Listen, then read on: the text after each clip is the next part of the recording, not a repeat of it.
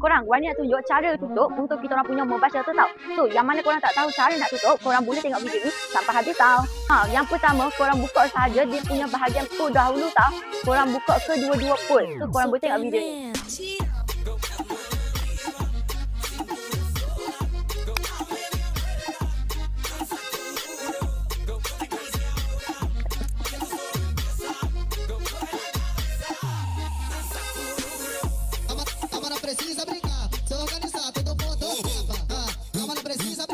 Dua batang pun yang korang dapat, jangan risau, korang akan dapat sekali dengan storage bag tau. So korang simpankan dia saja dalam dia punya bag. So korang simpan saja dia punya tali dan pancang dalam dia punya bag semula. Yang terakhir korang lipat saja dia punya kain.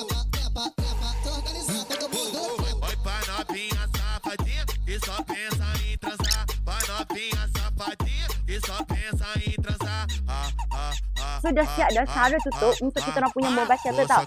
Jangan risau, korang kalau beli korang akan dapat dalam satu storage bag macam ni. So siapa yang tak tahu lagi cara tutup, korang boleh tengok video ni sampai habis tau. Bye.